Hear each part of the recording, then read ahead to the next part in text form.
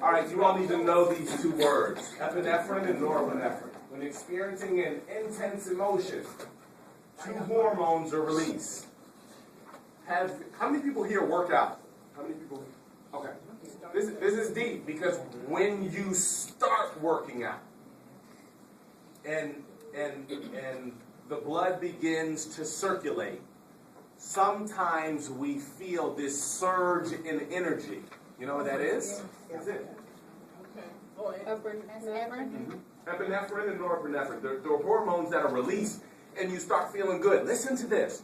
You weren't feeling like that on the way to the gym because you were about to go to Wendy's and be like, I don't really feel like working out today. You were this close to talking yourself out from jumping on the treadmill before you got there. Then once inertia or momentum started, you release these hormones and you're like, on the treadmill like this. You feel real good on the treadmill. But you weren't feeling like that just an hour ago. Cheesecake Factory was calling your name. This results in increased alertness and arousal, so you start feeling bad. That's why, listen. That's why the principle of inertia is so important. I hope you all get this for your personal lives. The principle for inertia is so powerful. Inertia or physics. Inertia is the principle or the law of physics that speaks to momentum, okay? And if anybody here has ever taken physics, the law of inertia says an object in motion remains or stays in motion. But an object at a standstill remains at a standstill. Ladies, check this out. Have you ever started a workout program and you were flowing for about 3 weeks? And then there was a long weekend and you decided not to, just 4 days. You were flowing for 3-4 weeks. You were in your flow. You was feeling all of this. All the emotion. I mean, you was feeling good on that treadmill. You was like this. Then just one long weekend where you put your socks down and your tennis shoes down. And you're like, now you just like, and diet too. Like diet, nutrition, you're on it with your fruits and your vegetables and your water. And then that one piece of cheesecake just set you off.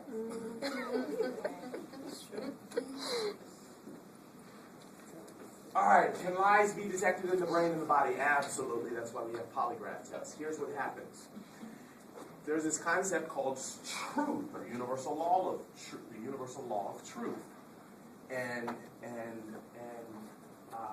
different types of social scientists would say that when you try to cover the truth, something happens in the body. We either look guilty, shameful, nervous, embarrassed, humiliated, or we start to sweat. And the polygraph tests the hormones in the nervous system and the blood flow on us when we're being asked questions. Make sense? Yes. Okay. Yeah, but it's not 100%. Absolutely. Absolutely. It's not 100%. All right. That's why I'm coming to you, Tariq. That's why lie detector tests in and of themselves cannot be used in and of themselves for proving innocence or guilt. Okay, in and of themselves, it can be a factor, a part of the profile, but it can't be used solely because it's a machine. It's a machine. Tariq? Yeah, I was about to say psychologists wouldn't rely on that. Right? That's right. Rely. They wouldn't rely. Some would use it. Some would use it. What about, it's another test where they just go through a series of questions? Interrogation? Yeah, it's called interrogation, and there are different levels of interrogation. In criminal justice and legal communications or legal process, they talk about those being forms of proving someone innocent and guilty, but not strong enough for total reliance or 100% reliance. The best evidence is physical evidence. Physical evidence. confessions can be coerced. You're getting beat over the head in an interrogation room for 3 hours. You say anything. You're being waterboarded, and you're feeling like you're drowning. I did it, y'all. Y'all got to stop hitting me over the head with that bat. I did it. And, right? Listen. And we think, we say, as persons who are functioning and healthy and so on and so forth, I wouldn't confess if I didn't. You're not getting beat over your head for 3 hours, 4 hours, 19 hours. Being waterboarded. You're not being waterboarded. All right, guilty knowledge tests, more successful with similar drawbacks. All right, just know the difference between polygraph machines and guilty knowledge tests.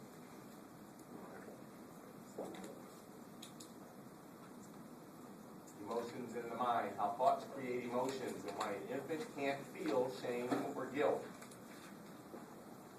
Essential to the creation of most emotions are attributions, beliefs, and meanings people give events. Makes sense why social scientists, or Western social scientists primarily, would say this: infants can't feel shame or guilt because they haven't developed attributions or beliefs or meanings people give.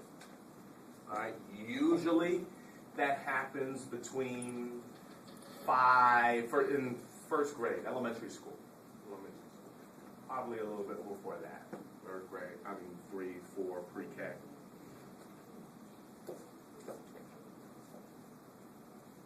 But an infant doesn't have the brain capacity or the cognitive aptitude to actually make the associations. Does that make sense? Yeah. Okay. All right. You were cleaning out a closet when suddenly a large spider jumps onto your hand. You scream out in fear. What part of your brain is probably involved in this emotional reaction? Here's the key. You scream out in fear. You scream. You don't... Okay, frontal lobes?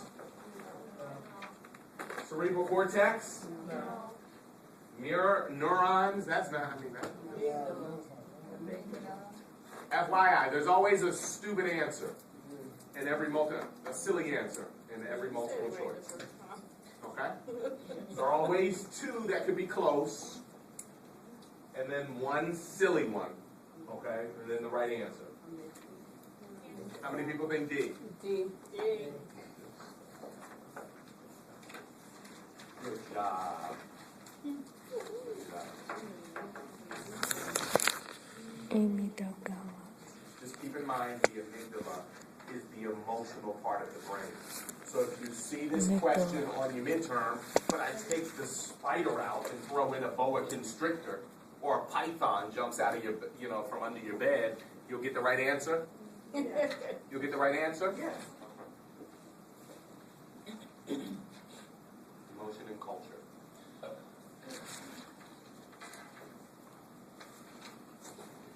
How culture shapes emotions. Interestingly enough, we started out the class with these primary and secondary emotions that we all have as human beings, innate characteristics that we all have across culture. And interestingly enough, we, because we're intelligent, we're brilliant, sophisticated social scientists in training, we understand that it's not either or, Catherine, that oftentimes it's and both. And so we can have innate human characteristics, Brandel, but at the same time, we can also be influenced by our culture. All right, watch. What does this facial expression mean? Yeah. Somebody, who said it? Brandel, what'd you say? Yeah, right. Yeah, right. Right. Now listen. If I went to China or Tokyo, that may not be an expression that they identify. You guys understand that? So it wouldn't be a primary emotion. You guys get that? It would be, or an expression. It would be it's a culturally influenced expression.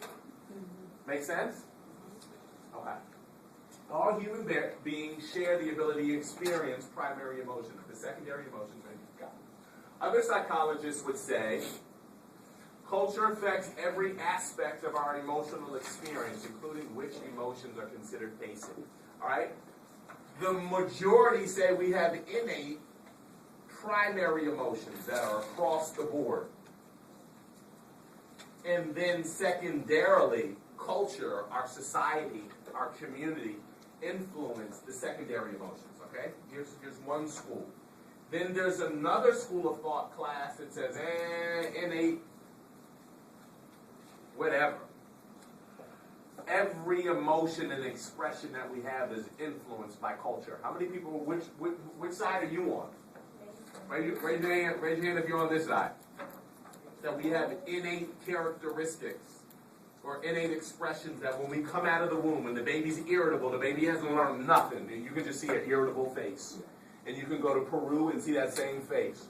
You can go to Tokyo and see that same face. When the baby comes out, the baby's irritable. When the baby's calm and at peace, the Taiwanese baby looks just like the Peruvian baby. How many of you all believe that?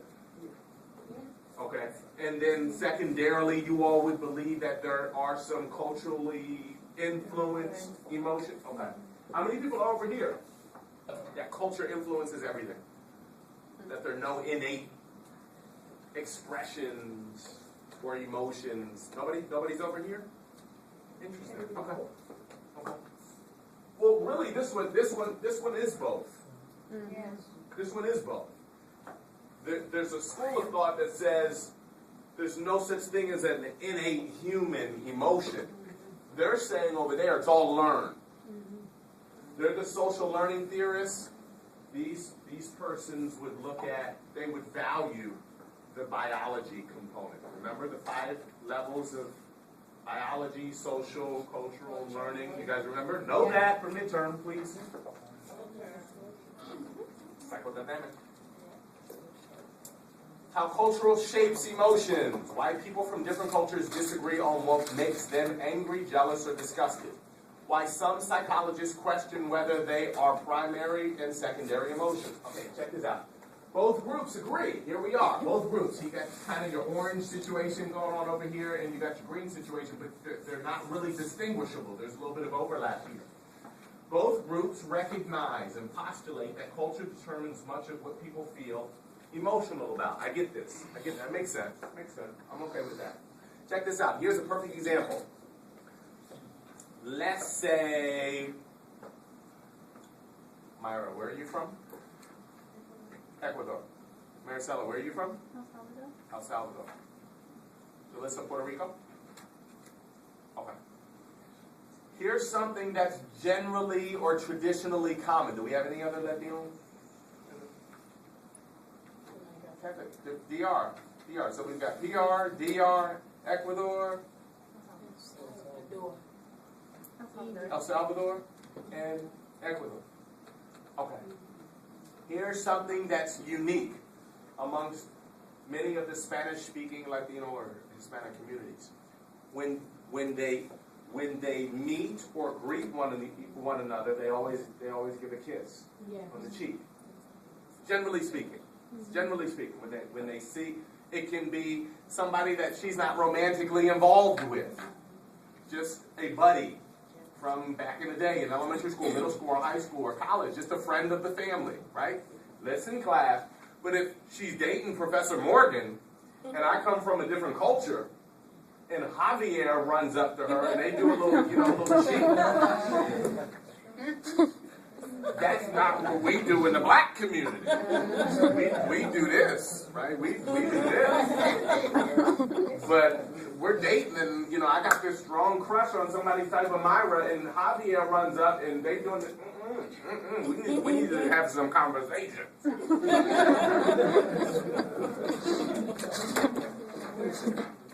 So there are cultural differences that you have to be open to. Here we go. What a wonderful segue.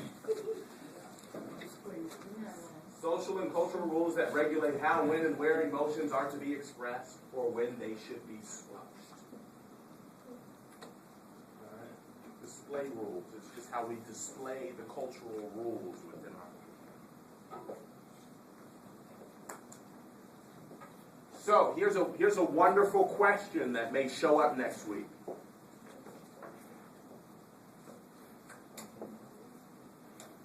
Jaquan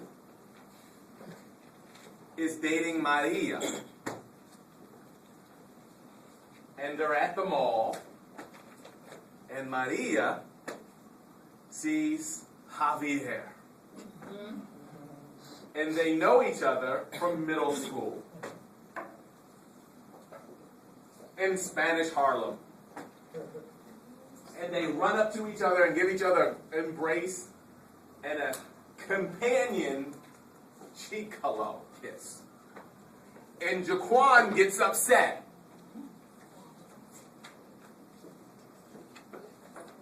This would be an example of Javier not being sensitive to or understanding of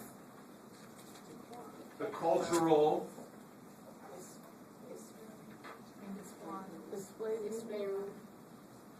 Guys get that?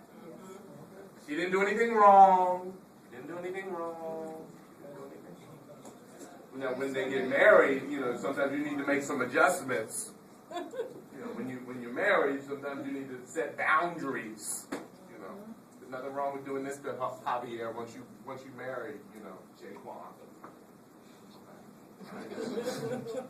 Yeah, I was reading something in the book about that with marriages too. Like they invite you to their wife in some cultures, and they won't even get mad if you slept with their wife one time. Yeah, it's interesting. It's interesting what's happening a lot. From a multicultural perspective, is this whole Facebook, social media stuff. And I think it's more so generational than ethnic. I think the older you are, the less open and receptive you are to the whole Facebook thing and so on and so forth. Like, listen, check this out.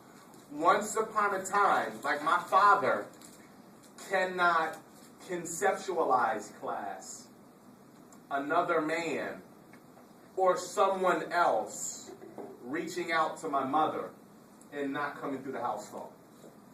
You guys get that? The young people are like, huh? Is that you guys with me though? Once your parents, your father, your mother did not have to worry about somebody else being able to contact him in ulterior ways. You come through the house. Honey, who's Jalissa? Jalissa called. Honey, who's Melissa? Honey, who's Kevin? You come through. There's one number. Y'all with me? There's one means of connection.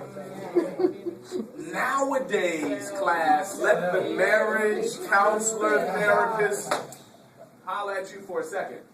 Nowadays, with the IMing and the texting and the cell phoning and the Facebooking and let me see how my ex-girlfriend's doing from prom, senior year. I mean, there's just nothing's ever done. You can always go back and holler. That can be problematic, class. I'm gonna say that and keep it moving. That can be. So we have to learn how closure. Great. It's time to say goodbye. To Javier. All right, body language, the nonverbal signals of body movement, posture, and gaze that people constantly express. The different cultural cues here as well.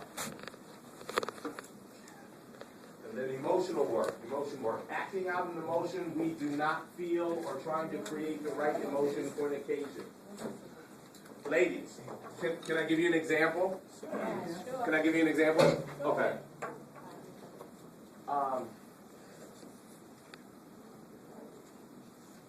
Your girlfriend may come to your house with a new hairdo. Why are y'all laughing? And you're really not feeling it. But this is how you respond.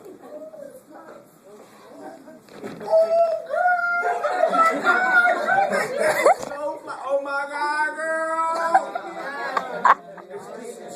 And you don't even like it. I know, that's a cheap shirt. You don't need all that. Listen, you all pick on guys because we can be emotionless, but we're honest. Yes.